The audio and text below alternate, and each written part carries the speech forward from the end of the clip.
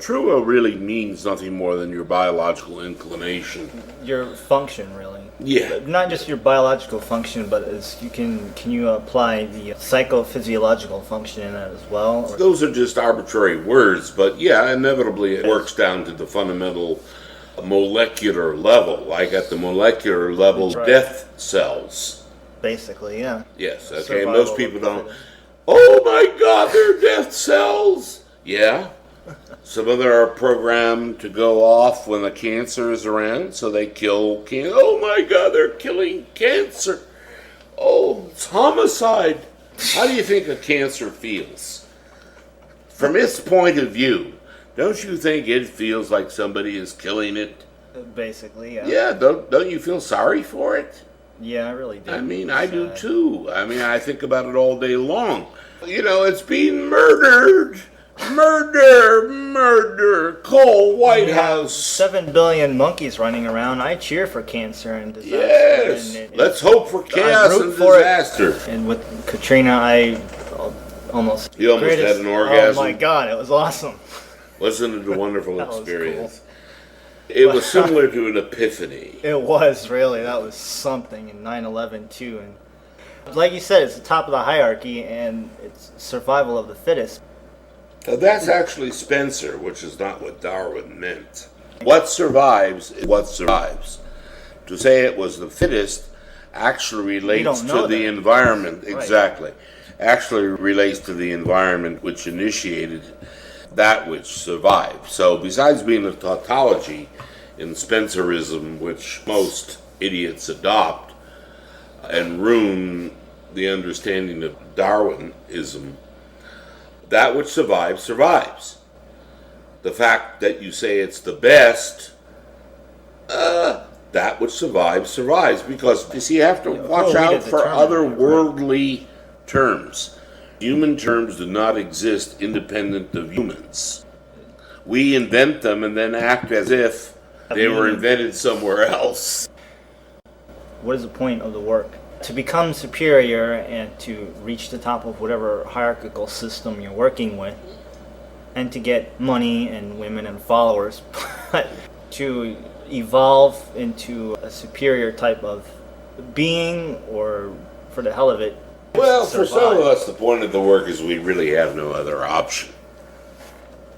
We're not designed to fit in to Normalcy. the 68% of the population. So in a lot of sense, we can say we really don't have much of a choice.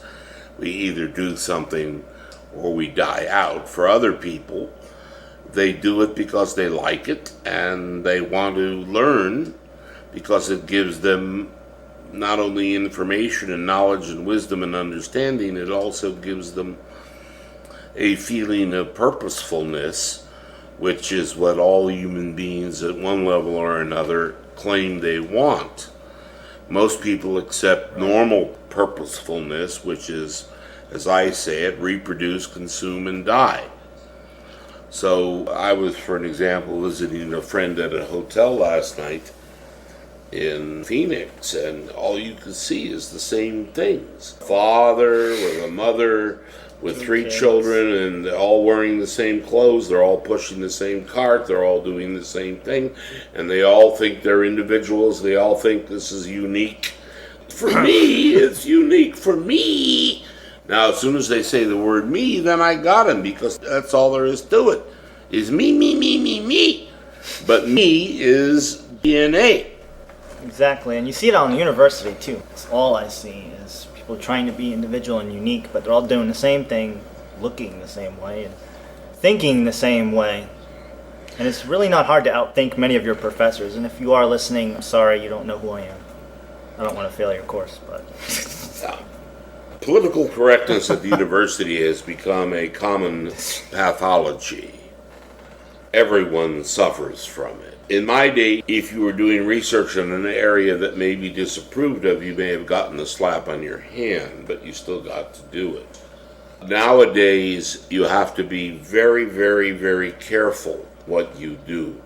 I know so many people that did not get their PhD because they were doing research that was politically incorrect.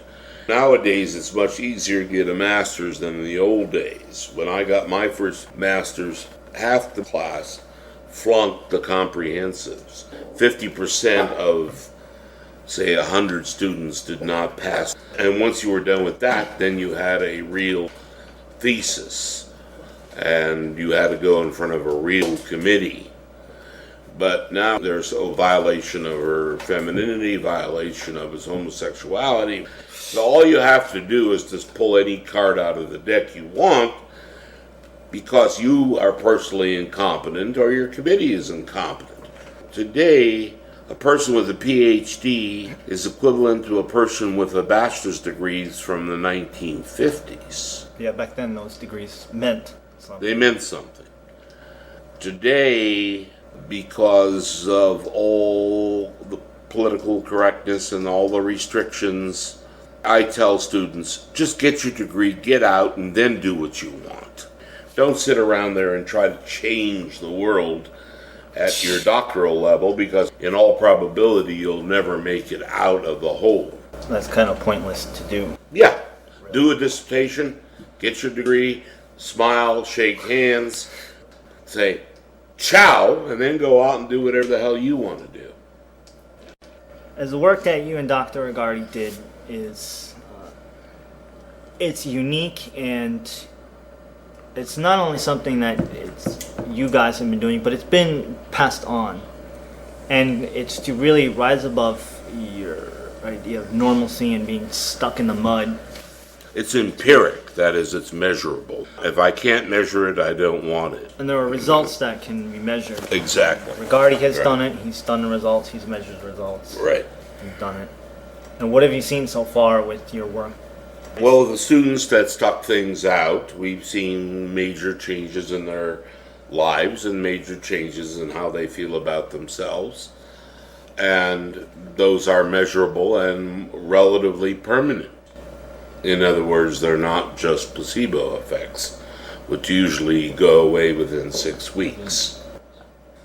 But the people who are really interested, what do you want them to really get out of it? What did Regardie want? Inevitably, that's always an unknown, by definition. If you're doing the real work, what you're going to find out, quote, at the end, unquote, is unknowable at the beginning. There is really no end to it. Yeah, but there are stages of Right. ends, if you would. And you might say plateaus where you can see more distance and more land and more ocean because you're higher. But how that is for you specifically is an unknowable. For a specific person, that Right. is unknowable unless I would see them, and one has to be careful in letting other people know what you see, because that can get your head chopped off. You start on the journey, and there are many places to rest, much like going on a highway. And you may rest here and believe that's the end of the journey and stay there. Or you may rest and then move on to the next place and keep on moving until you reach, you might say, a stop that gives you a much broader perspective. But our life is too short to go too far too quickly, so we must start as early as possible. Certain brain cells stop developing and growing at a certain age, and therefore it's much harder to make changes than it was when you were younger. Other brain cells keep on going, and you can make changes with those. But again, I am very empirical. I stick as close to what I can observe as possible, and this is one reason why they say, don't expect to be loved unconditionally by Dr. Hyatt. Although he does love you, but at a distance, a very far distance. But we're not here to be mushy and lovey. There's enough of that in the world anyways. You can see how much good it's done. Yeah, really. Most of it's a joke. What did Regardie want out of his work? He wanted the information to be continue to be passed on. in the simplest sense, including some of the nonsense in the Golden Dawn and the non-nonsense in the Golden Dawn, and including a lot of the material we were doing in kundalini and tantra and chakraology, to be left behind. He told me to make sure that enough Golden Dawns, for an example, got to the southern hemispheres, because he was very dubious that the northern hemispheres would survive for any period. And I've carried out basically everything he asked me to carry out for him. I, for one, am not that enthralled with the outcomes I've seen from Golden Dawn or any of that work. However, a lot of the techniques are useful, but they're borrowed from numerous sources. And in essence, it's not a inherently complete system, because it's borrowed from here, dither, whither, and shither, and then together. And I think it's useful and fun and interesting to be an initiate of the Golden Dawn if you take it seriously, do your work, and have some fun along the way. I have 3 things: make some money, have some fun, and do a little good along the way. Don't do too much, otherwise they'll kill you. Yeah, they'll shoot you, or persecute you, or God knows what. You knew him personally.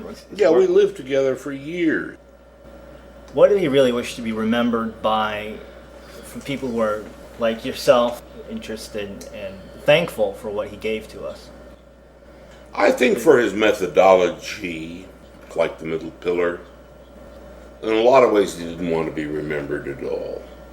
Really? Yeah, just to be oblivion. Because he thought the people that would remember him are not worthy of remembering anything. That's a good way to put it.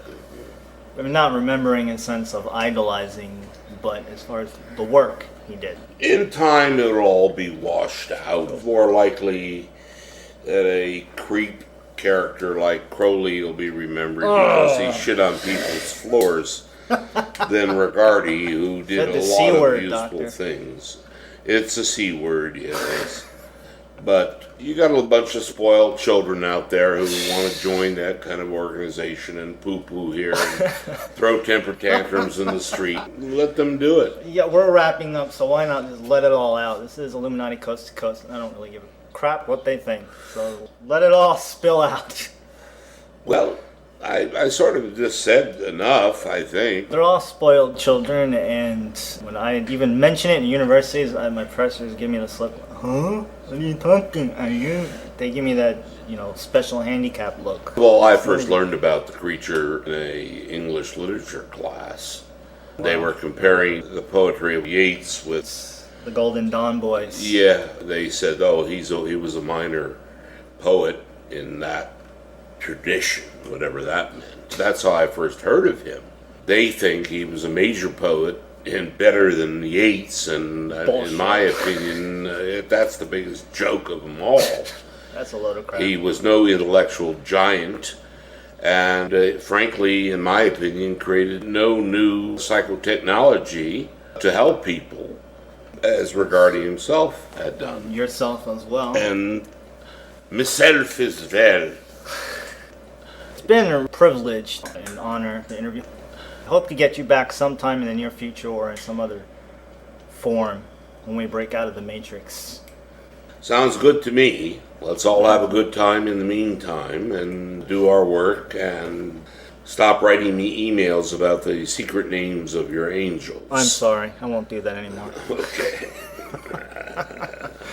Know the name of my angel, but we're going to wrap it up. Are we supposed to sing the song about that? The song! The song. We forgot the song.